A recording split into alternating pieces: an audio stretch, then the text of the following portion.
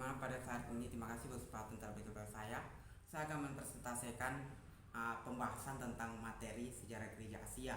Nama saya Antoni Ismail Lau, saya semester 5 dalam mata kuliah sejarah gereja Asia, dimana kita akan membahas tentang gereja mula-mula di Asia. Kekristenan lahir di tempat antara timur dan barat, yakni Yerusalem. Dari segi geografi, kota Yerusalem terletak di wilayah Asia Barat, tetapi dari segi politis merupakan ibu kota suatu provinsi kekristenan Romawi yang berorientasi ke arah Eropa. Masa pertama gereja di Asia sampai tahun 1500 menguraikan perluasan kekristenan pertama ke arah timur, ke wilayah timur tengah India sampai ke Cina. Orang Kristen Asia adalah orang yang pertama sekali memakai gedung gereja sebagai tempat beribadah dan yang pertama menerjemahkan Alkitab. Raja Kristen pertama adalah orang Asia. Bagian barat mengabarkan Injil di Asia 1500 sampai 1445, menguraikan sejarah gereja Asia pada zaman misi gereja barat. Di Asia sendiri, kekristenan menghadapi agama-agama dan kebudayaan yang kuat, yang sulit dimasuki Injil. Kesulitannya menimbulkan beberapa pertikaian, misalnya mengenai isu tentang kasta, upacara menghormati nenek moyang, dan lain-lain. Penginjilan diarahkan pada golongan masyarakat yang dianggap strategi. Perbedaan dengan misi Katolik, misi Protestan mengutamakan penerjemahan Alkitab sebagai langkah pertama atau pekabaran Injil. Jadi gereja Protestan menekankan firman Tuhan atau sola scriptura. Ditambah lagi tersedianya Alkitab dalam bahasa setempat memungkinkan gereja membentuk teologi kontekstual tanpa bergantung terus pada hasil penafsiran orang-orang barat. Permulaan gereja di Asia Timur Tengah. Antioquia, ibu kota provinsi Syria, kota ketiga dalam kekaisaran Romawi, menjadi pusat penginjilan kepada orang-orang bukan Yahudi. Di kota inilah para pengikut Yesus untuk pertama kalinya disebut Kristen. Gereja di Antioquia menjadi gereja pemutus bagi perjalanan Paulus dan Barnabas ke provinsi Asia Kecil atau Turki. Sebagaimana tampak pada tujuan puncak surat tulisan Ignatius, uskup Antioquia, ketika ia sedang dibawa ke kota Roma untuk dihukum mati pada tahun 1107 Masehi. Uskup Antioquia ini berkuasa atas daerah sebagian timur Laut Tengah. Dua negara besar yang berkuasa atas daerah Timur Tengah pada abad pertama adalah Roma dan Persia, kemudian disebut Persia. Daerah-daerah di kawasan timur kurang stabil dibandingkan dengan kekaisaran Romawi. Lembah Sungai Efrat, daerah yang berbatasan dengan kekaisaran Romawi, bergoncang oleh peperangan antara Roma dan Persia atau Persia. Namun sistem perhubungan melalui jalan perdagangan atau jalan sutra dari sistem Syria ke lembah Tigris atau Efrat, Iran menuju ke Cina, ataupun melalui arah perjalanan laut dan Mesir ke Arabia dan India sudah baik penyebaran Injil ke Asia pengikut jalan perdagangan tersebut. Daerah timur juga mempunyai bahasa bersama, bahasa Syria atau Arami yang dipakai seluruh Mesopotamia, dan juga orang Yahudi bukan sehari-harinya terjemahan Alkitab dalam bahasa Syria menjadi sarana penginjilan yang penting. Bahasa Yahudi menjadi jembatan untuk penginjilan di seluruh daerah Timur Tengah. Kristologi atau historiologi gereja Asia Purba. Agama Kristen lahir di suatu tempat dan pada suatu waktu di mana berbagai kebudayaan dan kepercayaan bertemu. Kota Antioquia menjadi pusat pekabaran Injil ke dunia, bukan Yahudi. Sumber-sumber untuk penginjilan di luar kekaisaran Romawi sebagian bergantung pada legenda-legenda. Namun tradisi bahwa Rasul Thomas mendirikan gereja di India, tradisi bahwa Rasul Thomas ini adalah gereja di India, didukung oleh penemuan-penemuan ilmuwan atau purbakala lainnya. Sudah terbukti bahwa Injil cepat tersebar di lembaga Tirgis, Efrata, dengan perkembangan gereja yang kuat yang berpusat di kota Edesa. Pertumbuhan dan penghambatan di Persia atau gereja purba di Persia.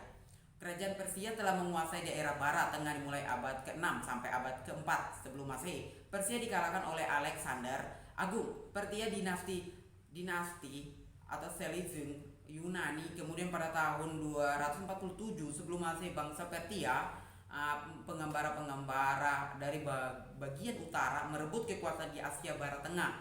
Di sana banyak corak kebudayaan dan agama yang berbeda-beda. Agama utamanya adalah agama Zoroaster. Jadi agama Zoroaster ini adalah imam-imam Zoroaster sering merampas rumah orang Kristen, menangkap dan menyiksa para penghuninya atau agama tersebut. Tahun 1600, Uskup Abraham pergi ke Ketispon, ibu kota Kekaisaran Persia, dengan tujuan memohon agar kaisar mengeluarkan surat permohonan untuk tidak penyiksaan orang-orang Kristen oleh imam-imam. Meskipun gereja menghadapi penghambatan dari berbagai tokoh Zoroaster, namun gereja tetap terus berkembang. Penghambatan di bawah Kekaisaran Persia. Pada tahun 2500 Masehi, provinsi Persia memberontak melawan Kekaisaran Persia. Dalam waktu 1 tahun, mereka merebut kekuasaan di seluruh daerah Kekaisaran Persia dan memproklamasi Ardasair sebagai raja pertama dinasti Sangsandim.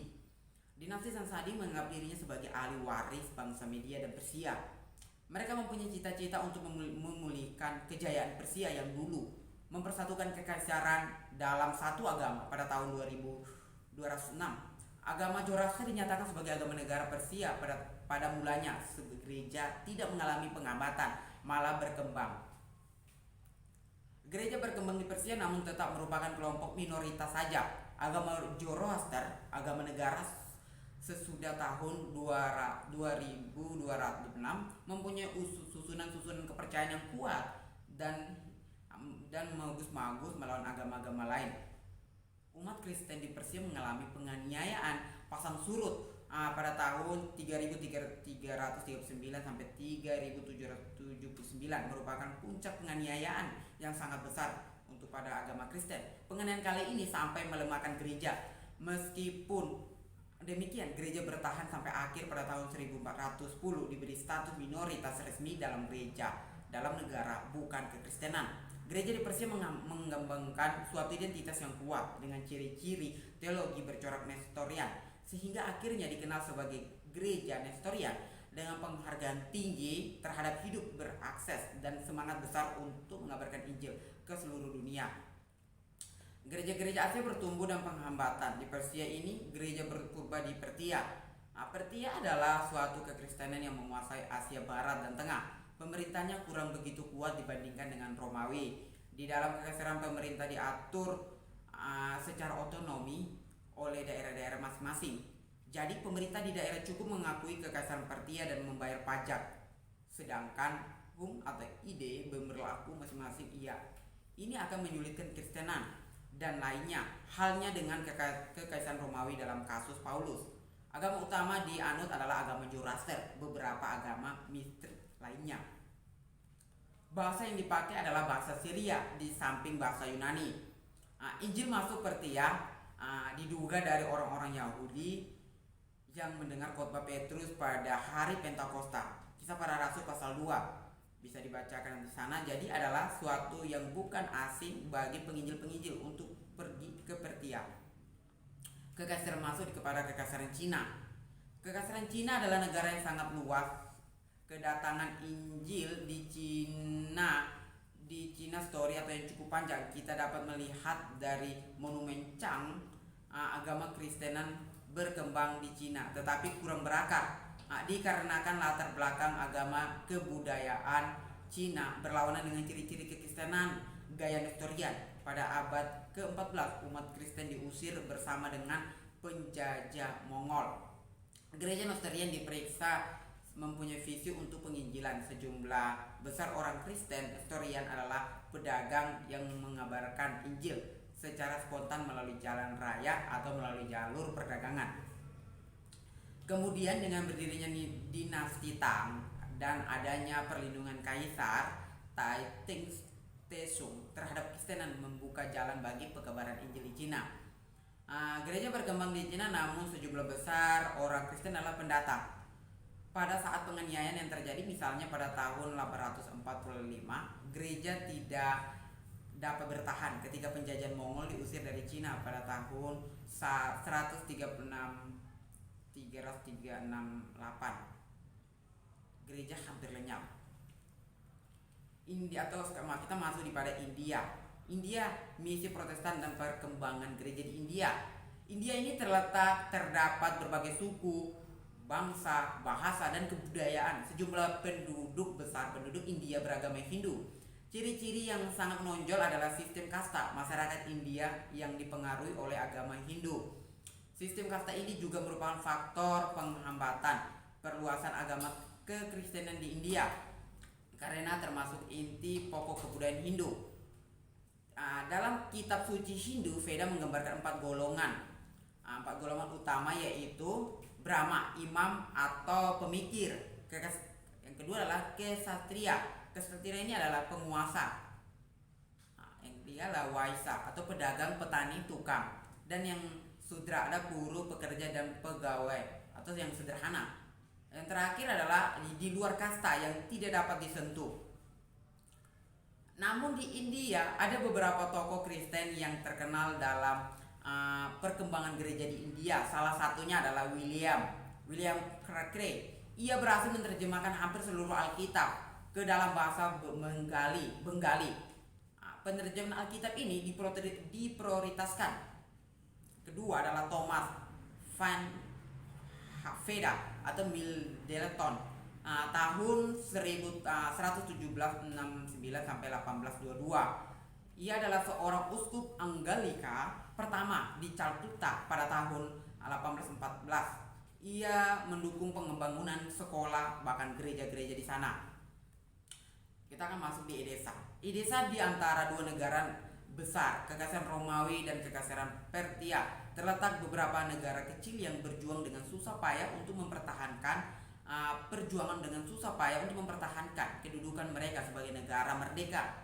Salah satu negara kecil ini adalah negara Osroene. Ibu kotanya adalah Edessa. Edessa di Mesopotamia sebelah barat laut sejak zaman para rasul merupakan pusat utama dari agama Kristen yang berbahasa Syria. Kota itu adalah ibu kota sebuah kerajaan yang merdeka sejak tahun 139 sebelum Masehi sampai tahun 2016 sampai Masehi. Ketika itu kota ini menjadi jajahan Romawi. Terkenal sebagai pusat penting dari kebudayaan Yunani Syria, Edessa juga terkenal karena komunitas Yahudinya dengan kaum proselit di dalam kaum kerajaan. Jadi strategi kota Edessa berlokasi pada jalur perdagangan utama dari Fertilet. Kota Edessa dengan mudah terdapat dijangkau dari Antioquia, di mana misi kepada orang-orang bukan Yahudi dimulai. Pada waktu orang Kristen mula-mula itu tersebar di sana sini ke luar negeri karena penganiayaan, sebagian orang mengungsi ke kota Edessa. Dengan demikian gereja Edessa berasal dari zaman para rasul, di mana dapat diperhitungkan karena pertumbuhan yang cepat. Dan agama Kristen bahkan menjadi agama negara selama beberapa waktu.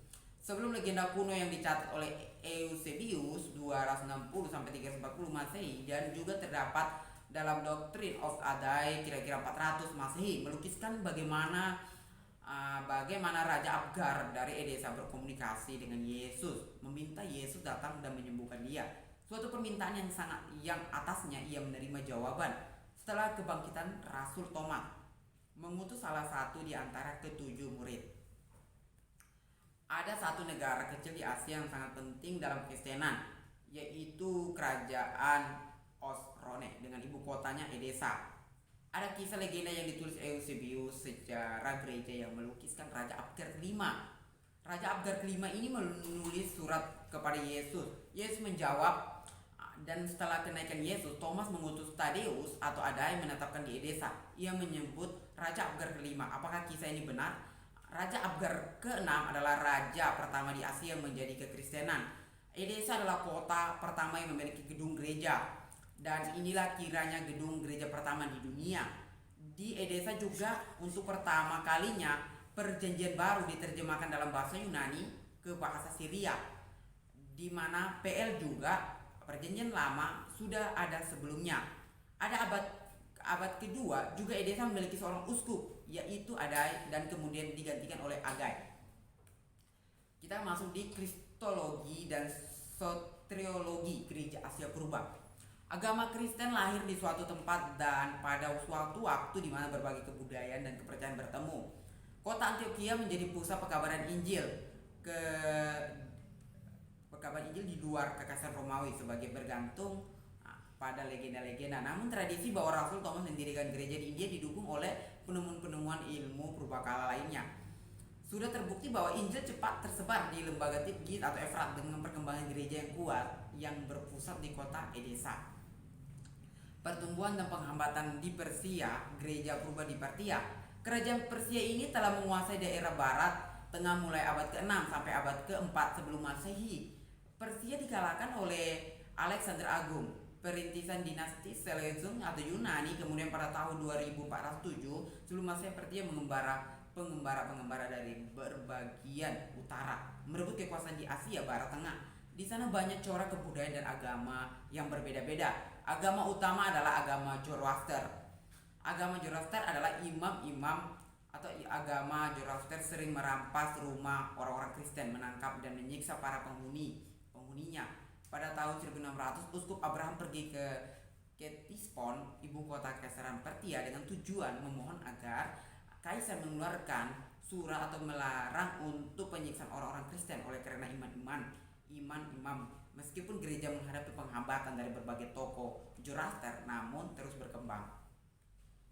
Penghambatan ini dibawa Kekaisaran Persia pada tahun 2205 masih provinsi persiapan memberontak melawan Kekaisaran Persia. Dalam waktu 1 tahun mereka merebut kekuasaan di seluruh daerah Kekaisaran Persia dan memproklamasi Ardasair sebagai raja pertama dinasti Sansadin. Dari dinasti Sansadin ini menganggap dirinya sebagai ahli waris di bangsa Median dan Persia, dan mereka mempunyai cita-cita untuk memulihkan kejayaan Persia yang diduga mempersatukan kekaisaran dalam satu agama. Pada tahun 2206 agama Zoroaster dinyatakan sebagai agama negara atau Persia. Pada mulanya gereja tidak mengalami penghambatan, malah berkembang. Gereja berkembang di Persia namun tetap merupakan kelompok minoritas. Agama Zoroaster agama negara sesudah tahun 2206 mempunyai susunan kepercayaan yang kuat dan hirat yang mengagus melawan agama-agama lain. Umat Kristen di Persia mengalami penganiayaan yang pasang surut tahun 339 sampai 337 merupakan puncak penganiayaan yang sangat cukup besar. Penganiayaan kali ini sampai melemahkan gereja. Meskipun demikian gereja bertahan sampai akhirnya pada tahun 1410 diberi status minoritas resmi dalam negara bukan Kristen. Gereja di Persia mengembangkan suatu identitas yang kuat dengan ciri-ciri teologi bercorak Nestorian, sehingga akhirnya dikenal sebagai gereja Nestorian dengan penghargaan tinggi terhadap hidup berakses, semangat besar untuk mengabarkan Injil ke seluruh dunia. Persia ini adalah suatu kerajaan yang cukup besar yang tadi kita udah telah bahas. Maka kita akan masuk dalam bahasa. Jadi bahasa yang dipakai adalah bahasa Syria di samping bahasa Yunani. Injil masuk Persia diduga dari kota orang-orang Yahudi yang mendengar khotbah Petrus pada hari Pentakosta, Kisah Para Rasul pasal 2. Jadi adalah suatu yang bukan asing bagi penginjil-penginjil untuk pergi ke Persia. Kita akan masuk gereja Nestorian. Ada banyak gereja yang muncul pada abad ke-5 seperti Nestorian, Yakobit dan sebagainya. Tetapi yang menonjol di Asia adalah Nestorian. Ada 3 ciri-ciri khas gereja Nestorian, yaitu 1. Teologi Nestorisme, penghargaan hidup berakses atau kerahiban, semangat pengabaran Injil.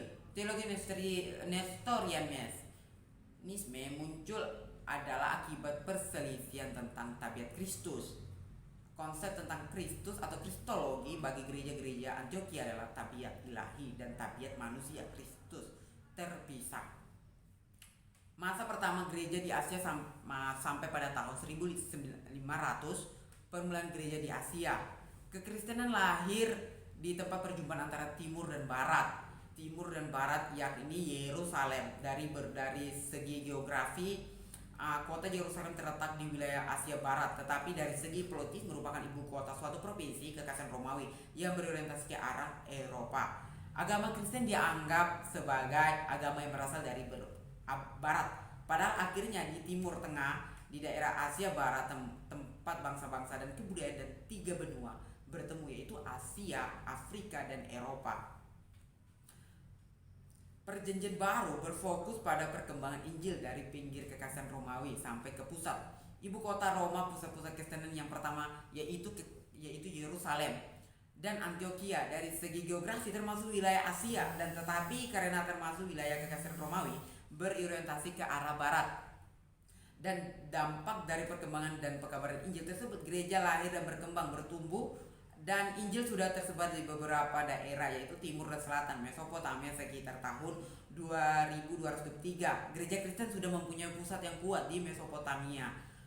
Pada waktu itu dijajah oleh dua negara besar yaitu Kekaisaran Romawi dan Persia atau Pertia. Sesudah tahun 2205 tahun Masehi berubah menjadi Persia.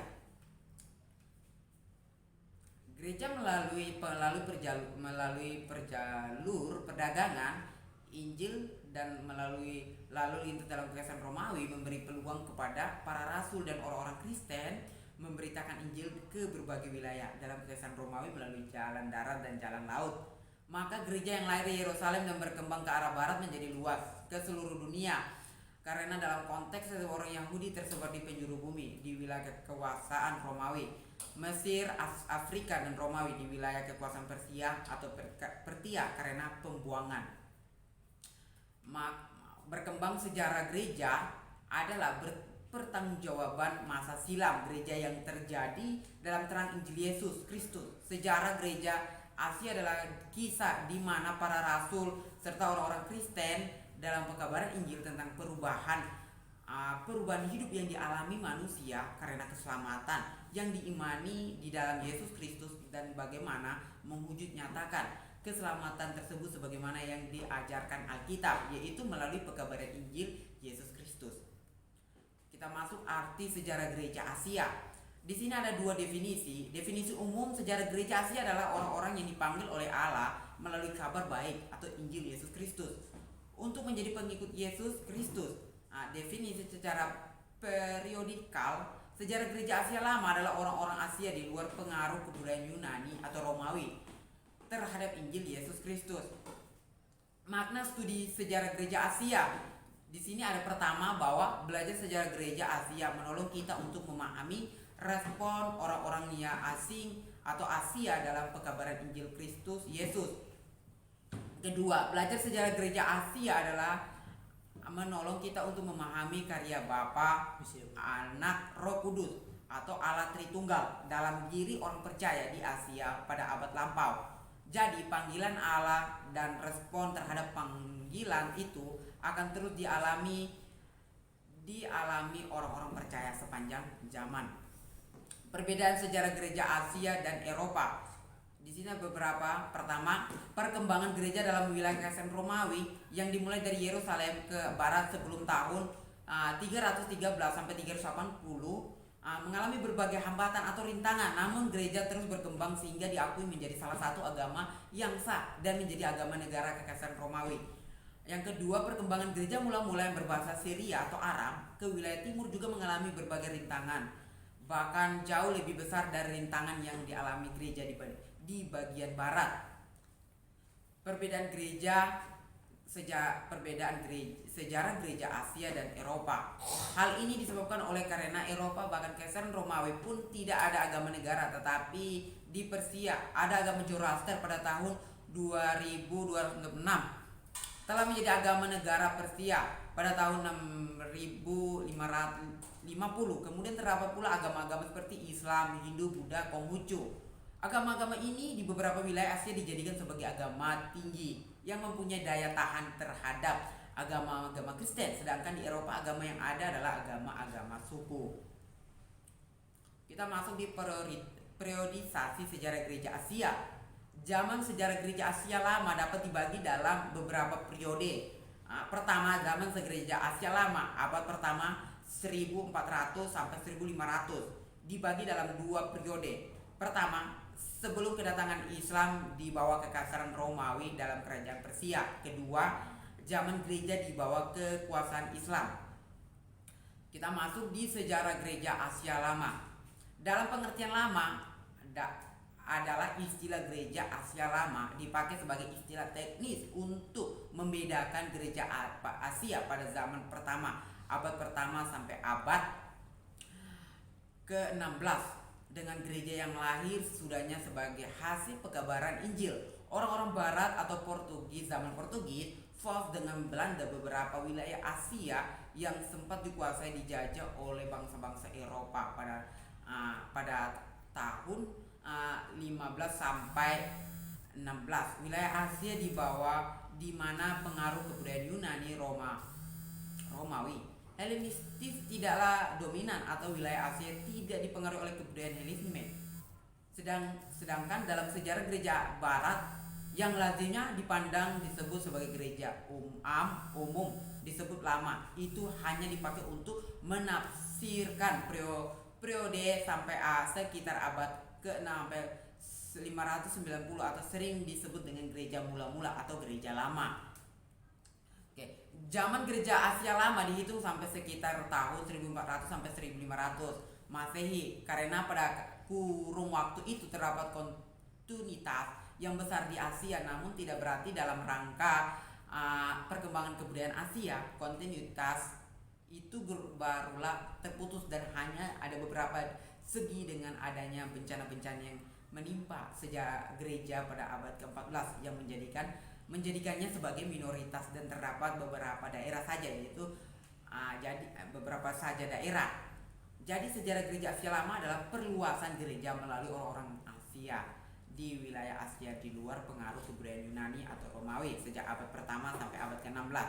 Kemudian sejarah gereja dimulai dengan didirikannya jemaat-jemaat yang pertama sekitar tahun 30 sebagai titik balik, kemudian ditunjukkan oleh tahun 590